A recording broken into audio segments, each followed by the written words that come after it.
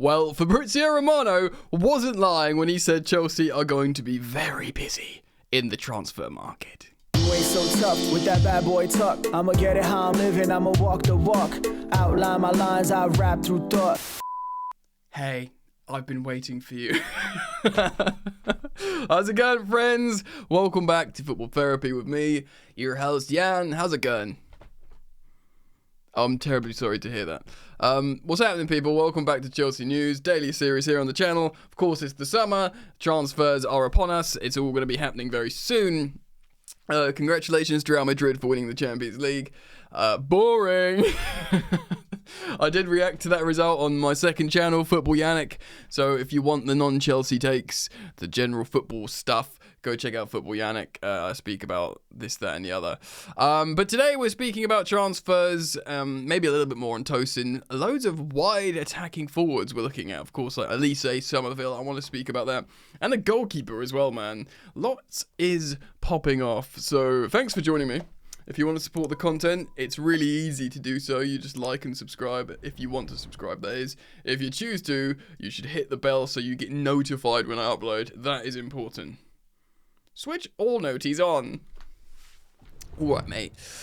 So let's get into it. Firstly, Maatsen, Champions League final. I do want to reference it. Obviously, he's had an amazing 6 months at Borussia Dortmund, being an integral figure in terms of them getting to the final. He actually played pretty well in the final, except for both goals.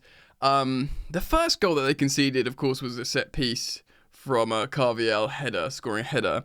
That was it wasn't just a normal corner they conceded. It was a needless scuff from Maatsen that conceded that corner. I'm not saying it's his fault, but I just want to highlight what happened there.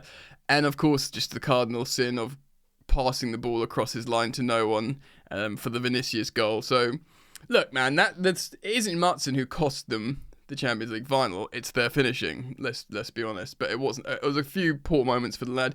But ultimately, it's a young player, and that will be isolated to moments rather than the analysis of the 6 months loan that he's enjoyed at Borussia Dortmund. That represents a great asset, a great player. I do think we will comfortably sell him in the coming weeks, and I think that's probably for the best, all things considered.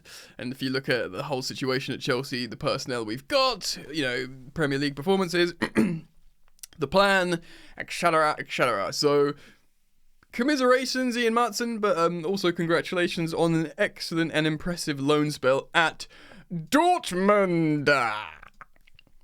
Alright, so look, we've signed Tosin from Fulham.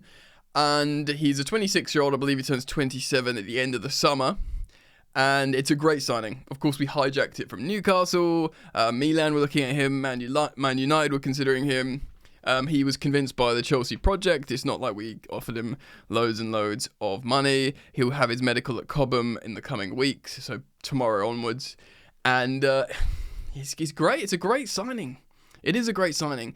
In a summer where we've got to be sensible and careful financially, apparently not as much as people have been reporting, Chelsea believe they are in a comfortable financial fair play situation.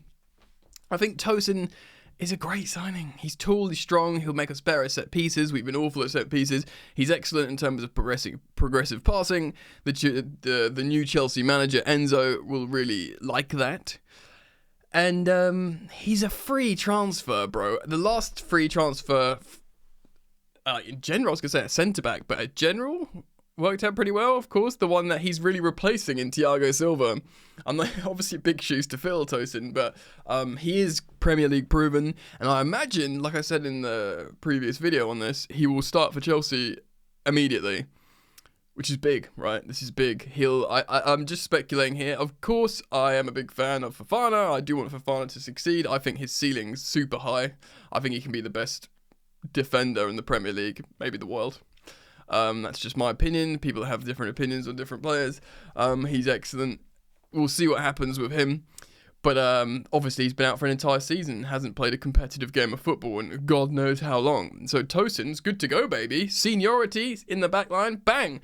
At the beginning of next season, we could have a back four of hopefully Reece James. Of course, he's that perfect profile to invert into the midfield, like Maresca likes, and then Tosin, and then Levi Colwill, and then a left back, possibly Cucurella, depending on the profile we want. Of course, we're going to go into transfers. Fabrizio Romano has said Chelsea are going to be very busy, and we're speculated to be in for a left back. If we buy a left back, surely we can't keep Cucurella and Chilwell. I don't think Chelsea will sell Ben Chilwell. I'm not entirely sure, but I'm not sure they will. We'll see what happens there. I mean, this is going to be wild, isn't it? I think we're going to have a wild summer, a controversial summer. Whether it's Trevoh Chalobah being sold or Conor Gallagher possibly being sold and the riots of Chelsea fans that would ensue and follow, or, you know, just like a high-profile left-back, either Cucurella or Chilwell. It feels like no one's safe, and like this mega turnover yet again is yet to happen. To be fair, the job isn't done by the sporting directors in their eyes. Look, I'm not saying one way or another. I do think it's important to have a project and a long-term vision. Otherwise, you end up like Man United. And you might go, oh, Man United won a cup and we want to win cups. Great, fine. But they're still a mess, generally. And they'll feel, the sporting directors, that they are moving towards the target, what they drew up. And that is building this young, talented squad that, of course, they've now broken their under-25 rule. They're getting in seniority, especially like free transfers like Tosin, who turns 27 in a couple of months. But getting loads of players out, you know, whether it's Mason Mount for 60 million, Kai Havertz for 68 million, Kovacic for 30 million, who's on high wages and 12 months left that they weren't going to extend. You know, players to Saudi, like really, really strong exits, but positive acquisitions as well. So Tosin's good. So Chelsea are looking at left back. I will talk about Somerville and Elisa in just one moment, but let's talk about goalkeepers, shall we? Alright, somehow Kepa's got 2 Champions League medals, which I saw on social media, which made me laugh. Kepa's coming back, but I doubt we're going to try and utilise him. I do think we'll sell Romelu Lukaku for about 40 million euros. Maybe it goes down to 35 million euros. We make a bit of money for him. We get his wages off the books. We deal with the other high-wage players that aren't going to be involved, like Ziyech. I think Ziyech will stay at Galatasaray one way or another, even if we just loan him again for the final 12 months of his contract. I do generally think it's just going to be one of those, you write it off as a lost jobby.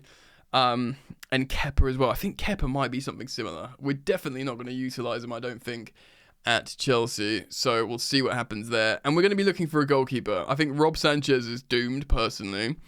Which, when we bought him, we were all like, wow, 25 million for a Premier League goalkeeper that, you know, had a high ceiling. And everyone was looking at Rob Sanchez for 25 million. Like, yeah, of course, when Potter was there, and maybe even when De Zerbi first turned up, if someone approached Brighton for Rob Sanchez, he probably would have cost like 50 million, especially the way Brighton move. We know all about that, Brighton asking for a lot of money. So 25 million for him at the time was like, yeah, we can dig it, you know. Maybe, like, at the worst, he's like a second goalkeeper. And for a club like Chelsea, 25 million for a second choice something isn't the worst in the world. But now it looks like a big waste of money. So it's tough. Like, no disrespect to him. I think he is a good goalkeeper. Ben Roberts, the goalkeeping coach, does like him generally. But, of course, with the new head coach coming into Chelsea, it's mandatory that the goalkeeper can play well with his feet. It won't, Bettinelli doesn't matter. He'll remain third choice, I think. The club loves Marcus Bettinelli. I feel like they will get rid of Kepa, and I do feel like they're going, this is my speculation here, they're going to sell Rob Sanchez somehow. He probably does have high stock in La Liga somewhere still. And then I think, essentially, Georgi Petrovic will be relegated to second choice. Of course, we've had the reports from the meetings in Malaga, I think it was Malaga, with the sporting directors and Enzo Maresca, that he likes Georgi Petrovic and he praised him, but not to the point where we think he's going to use him as his first choice goalkeeper. So I think he'll get relegated to second choice. I think Petrovic will accept that, especially now Chelsea have Europe, because there'll be plenty of games, as long as he gets considered for the Thursday games and the Cups games. And, I think us Chelsea fans would be fine with that. We've had him in goal on a 5-in-a-row winning streak at the end of the season. I think many of us will understand that he's not suited for the new football, and I don't think any of us are like, he's the GOAT goalkeeper. But he's young. He could get better. And good buy. 14 million, 1-4. That I'm totally happy with spending on a second choice goalkeeper. And, he'll back himself to get better and put pressure on whoever the new guy is. In terms of the new guy, social media here, saying things like Chelsea are looking at, of course, the Valencia goalkeeper, and this would represent the second hijack of Newcastle United, who were trying to sign Tosin from Fulham on a free. He preferred Chelsea. We hijacked him. Also looking at hijacking their goalkeeping option. And why am I being done? Tosin's surname I couldn't pronounce. Apologies for butchering that. And this guy is called Giorgi. Yeah, Georgie. G-I-O-G-I. Mama Dashvili. Okay. Mama Dashvili. Okay. I'm going to stop saying it. Georgie from Valencia. So we'll see how that story develops, and if it is a developing story, we'll look at his stats and his, most notably his passing stats. Of course, he's got to be able to save shots as well. That's still important for a goalkeeper, believe it or not. And Ryan Taylor Sport reporting that the Las Palmas goalkeeper Alvaro Valles we're looking at as well. So it's unsurprising that we're looking at La Liga goalkeepers, because we want a goalkeeper that can pass well, and of course La Liga's tiki-taka, mate. So it makes sense, right? Okay, so attackers. Now this is interesting, because Chelsea, as it stands, has a lot of attackers, right? We've got Mudryk, Sterling, we've got Palmer and Madueke, we've got, number 8s like Chukwuemeka and maybe Gallagher and others, as well. We've got players on loan like Amari Hutchison that we might even sell for £20 million. That would probably be a massive profit for Chelsea. They might be tempted to do that. We've got Angelo Gabriel at Strasbourg. I imagine he'll have another loan there personally. And look, even Nico Jackson, he can be a winger as well. Natively, he is a winger. So loads of wide forwards. Now, Chelsea, of course, are looking for a striker. We're not talking about a striker today. As that story develops and picks up, I'll reference it here on the channel, so keep it locked. But wide forwards, Chelsea are very much looking at. So Romano has confirmed 2 yesterday. You may have seen. Chelsea really appreciate Michael Olise. We will return to the Olise case in the next days. And of course, Crescencio Somerville from Leeds. Chelsea have been closely monitoring Crescencio Somerville. The 2 clubs that are looking the closest at Somerville, the young Leeds wide forward, are Chelsea and Liverpool. He feels quite a Liverpool signing, actually, but I don't know what they're going to do under Arne Slot, so we'll see what happens there. Now, I can't imagine we're going to look to buy more than one wide forward. I think these are just options for Chelsea moving forwards in terms of the squad they're building. And yeah, I mean, obviously in terms of these 2 names, I think Somerville is very good, by the way. I don't want to because he's been down in the Championship and he plays for Leeds. I think he's shown he could be excellent, a very, very exciting player. But of course, the headline name out of those 2 is Michael Olise. Michael Olise, who was, of course, once at Chelsea, who I believe his younger brother still is at Chelsea. There is a link there. And, of course, he lives in London, Olise. He's probably happy here, I imagine. His other options are Manchester United. Man United really, really want him. Of course, they've got another high-profile, expensive right winger who also played in the Champions League final last night in Jadon Sancho, who might return should they sack Ten Hag and give it another crack, but I just have a feeling he might want to stay at Dortmund, or see what happens with Jadon. That's another really interesting story, one that I will cover on Football Yannick, the second channel. But Olise, right, so Olise gets everyone excited because he's just amazing. He is, he's so exciting. Of course he's got injury problems, and understandably every Chelsea fan would wince at that, because we've just suffered enough. We really have suffered enough. Now, I know through the noughties and the 2010s, we didn't have many injuries, and we used to laugh at Arsenal for having all these injuries, and we were just really solid in terms of the medical team and injury record. And maybe now it's like our comeuppance, chickens coming home to roost. Maybe it's like Man United winning all those titles and then getting into the banter years. And we're in our banter injured era.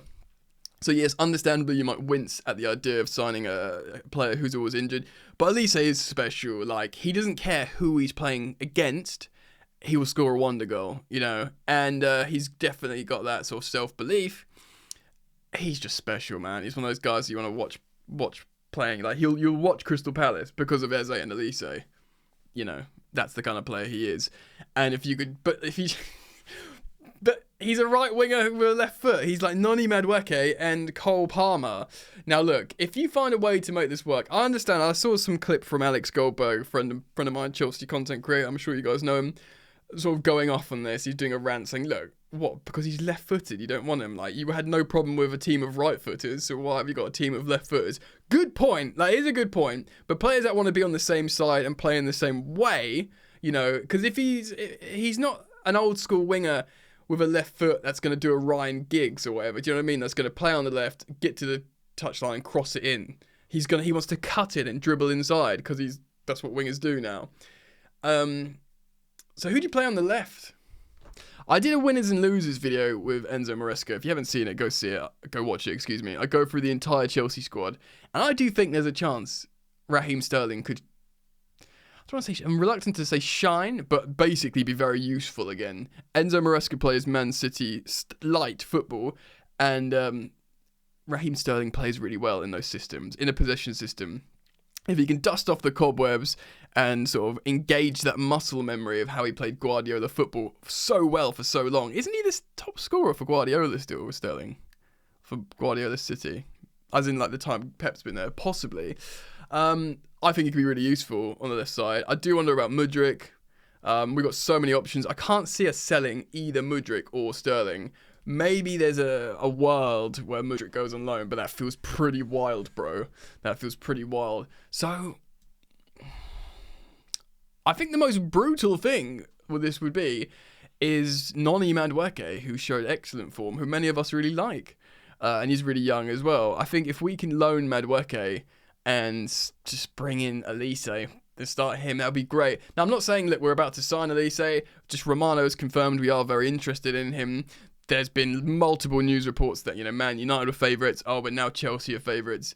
And it's all popping off. But I must say, Elise would be very exciting.